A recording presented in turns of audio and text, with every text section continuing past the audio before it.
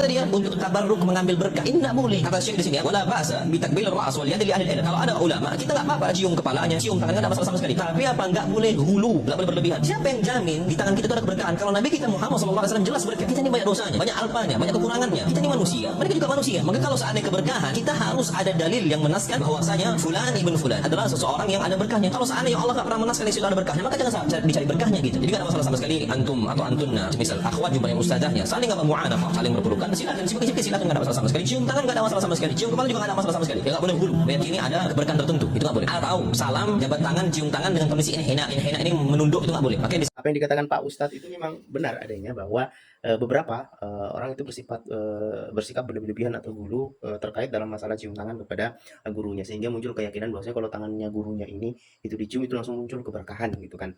Padahal ini merupakan keyakinan yang agak meleset. Karena apa? Kita meyakini bahwa yang namanya keberkahan itu datangnya dari Allah Subhanahu wa taala, sementara cium tangan itu asbab.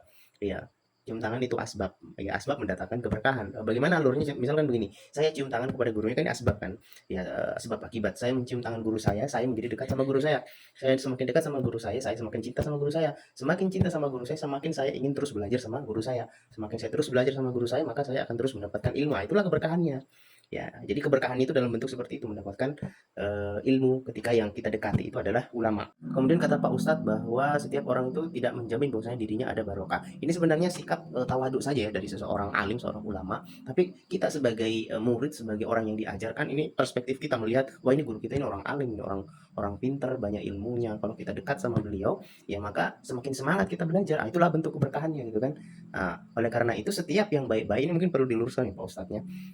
Setiap yang baik-baik itu siapapun itu pasti ada ya keberkahan yang terciprat kepada kita kalau kita ya berdekatan dengan mereka. Ya siapapun itu, mau itu manusia ya, pokoknya yang baik-baik, meskipun itu manusia ataupun tempat, ya pasti akan kecipratan keberkahan, baik itu ilmu, semangat, keinginan, kemauan yang kuat untuk melakukan sesuatu yang baik-baik. Ah, itu dia bentuk keberkahannya. Ya, jadi kalau kita melihat seseorang, kita yakin bahwa kalau kita mendekati dia, maka Allah akan berikan keberkahan kepada kita. Kalau kita mendekati ini bisnis, ya kita belajar dari dia, maka insya Allah Allah akan berikan kita pemahaman tentang bisnis karena kita dekat-dekat sama ya mereka itu pelaku pelaku usaha. Itu dia bentuk keberkahan. Kemudian kata Pak Ustadz terkait masalah membungkuk ketika cium tangan, maka ini memang benar ya, bahwasanya membungkuk dengan batas minimal ruku, ya batas minimal ruku atau posisinya kayak seperti ruku, ya meskipun itu tidak ada pengkultusan atau tidak ada pengkultusan, maka itu tetap dihukumi haram dalam kitab Nihayatuz Zain. Maka upayakan kita juga yang apa ustadznya kalau mau dicium tangannya jangan terlalu dikasih turun begini, diangkat tangannya untuk membantu muridnya agar jangan sampai ya